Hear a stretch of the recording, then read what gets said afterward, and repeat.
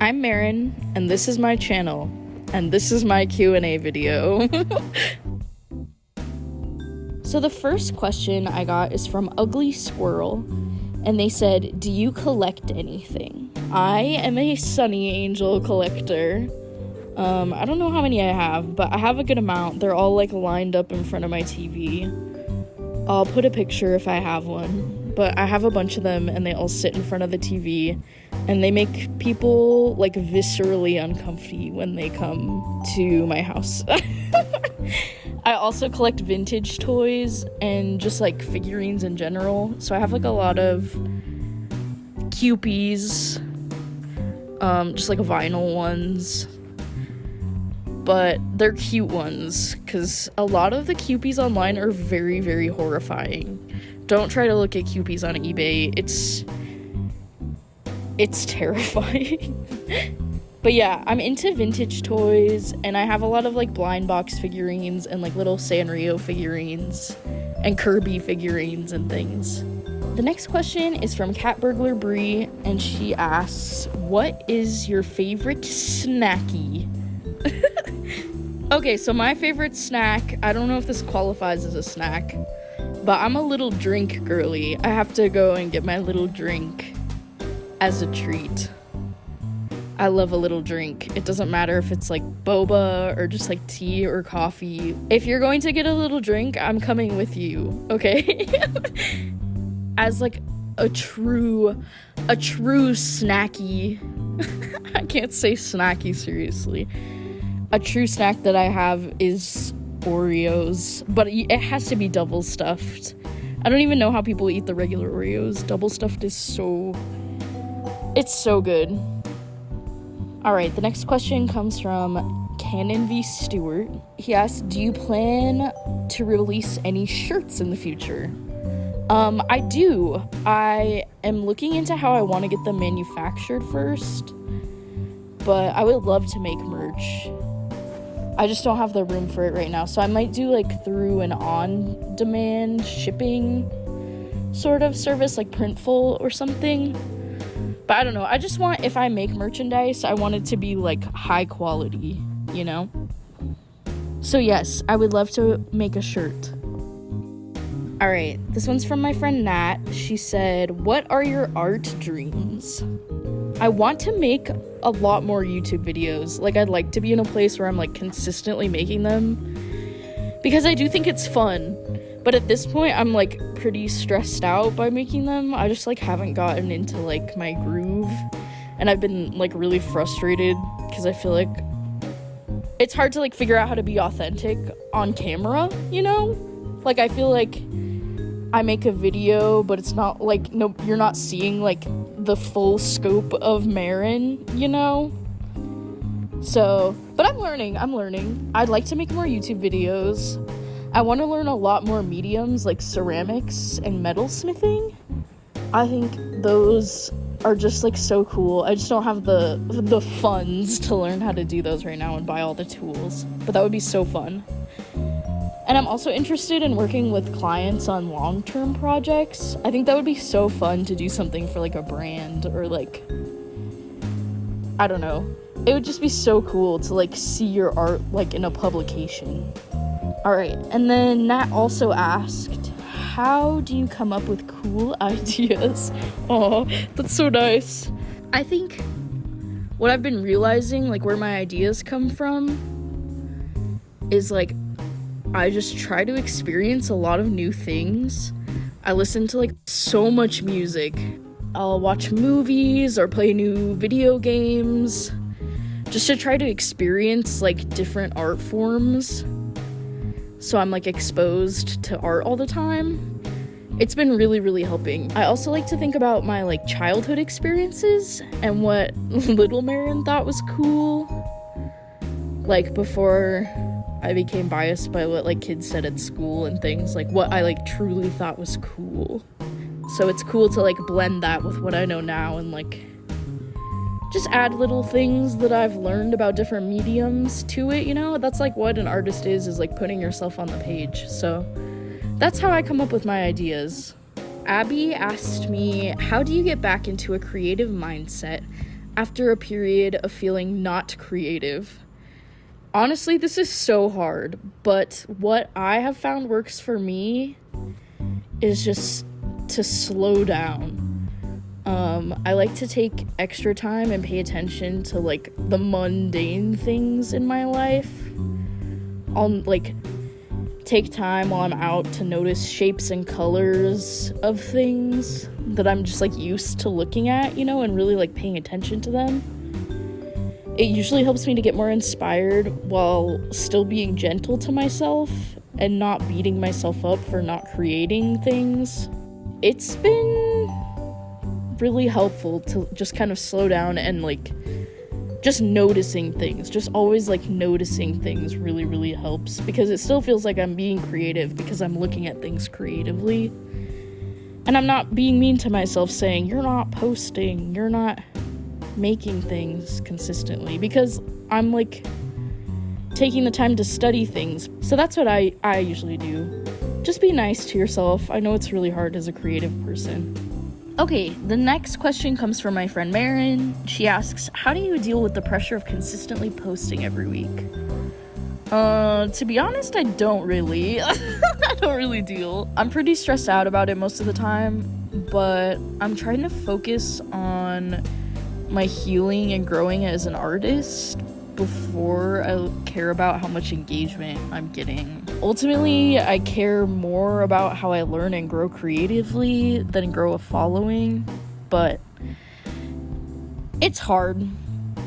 If you're an artist these days, you know you gotta, like, kind of be an influencer, or just at least, like, advertise yourself, which can be really rough, but I am just trying to, like, work on myself before I worry about. I haven't really been looking at, like, my insights and stuff, because I used to really, like, obsess over it, like crazy. Like, I'd be like, oh my gosh, 2 people unfollowed me. But I feel like I kind of forget Instagram exists now. I don't know, I'm kind of beefing with Instagram right now. Okay, my friend Uni and Umi asks, who's your favorite character and why? This is really, really hard. I have a lot of characters I really like, but what I think are my top 2, well, there's more than 2, but the Powerpuff Girls. I've been rewatching the Powerpuff Girls recently, and they're all so freaking cute, and, like, the story is so good. I loved them so much as a kid. Like, I was always drawing Powerpuff Girls, like, all the time, and I wanted to be Blossom so bad, but I think I turned out to be a Buttercup girly, so but I love Buttercup now. She's epic. I love Buttercup so much. But yeah, even just, like, all the characters in Powerpuff Girls are so cool, but I like the Powerpuff Girls themselves. And I also really love Kirby. Kirby is so cute, but also so badass. I think that's why I like the Powerpuff Girls too, because they're both, the Powerpuff Girls and Kirby are small and cute and, like, soft little guys, but they'll also kick your ass. Like, they're so cool. Okay, the next question is from my friend Andrea. She says, do you like to have something in the background when creating? Podcasts, music, YouTube? I usually have music on. I have a really hard time paying attention if I'm focused on creating a piece and I'm trying to listen to a podcast or a YouTube video, because I'll have to rewind it so many times. I mean, I do that anyways.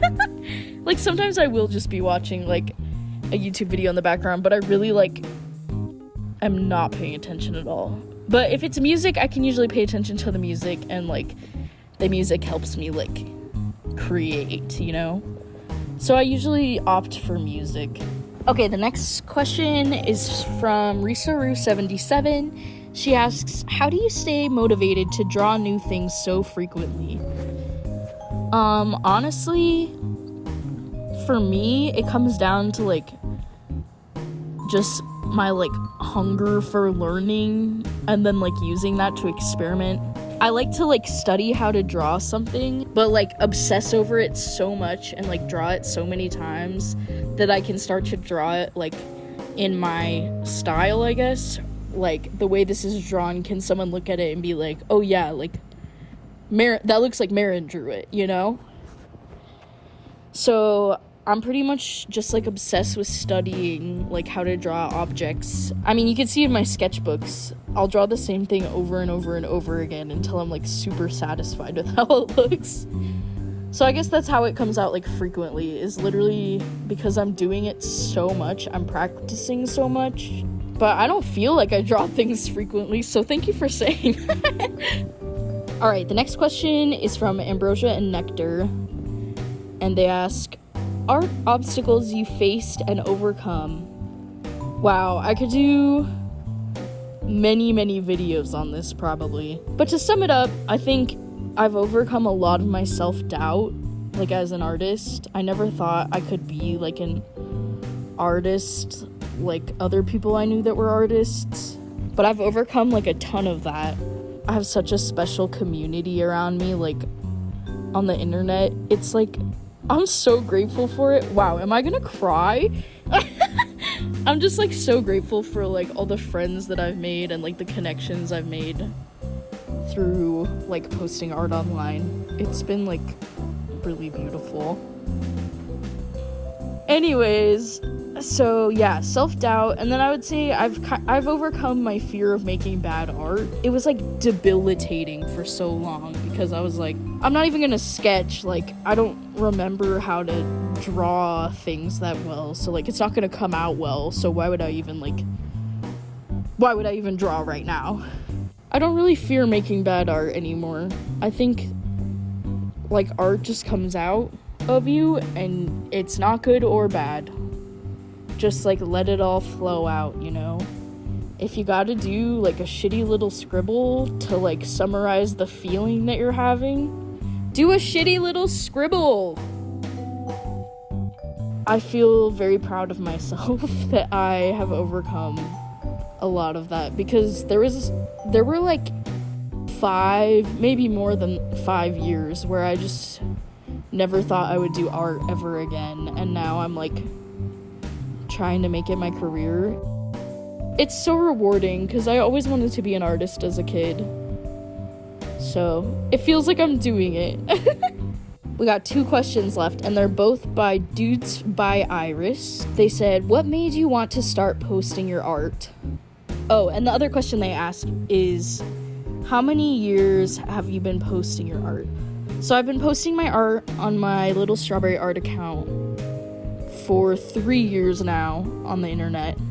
It started with my Instagram, just an art Instagram page that I started from 0, and I've built up such like a great community. Like I've made so many friends from like different parts of the world. It's so fun. To answer the first question, what made me want to start posting my art? I think to document my art journey, like a journal. That's what I really wanted to do at the beginning. It's like hard not to get caught up in all the engagement stuff, especially when that's like how you get your living. But when I originally started posting my art, it was to document my journey, which I think still rings true. It's been a process. It's hard not to get like caught up in it. I think posting your art, if you want to post your art, post your art.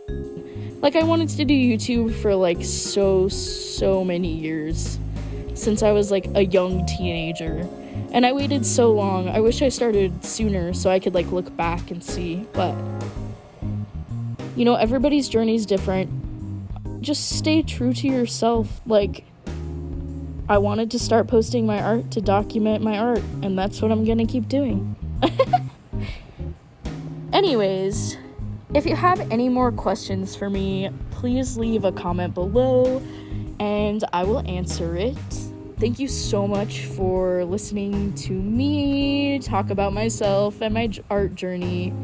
It's like so incredible to meet so many kind people on this platform, and yeah, it's really boosted my confidence a lot. So thank you guys so much for being here.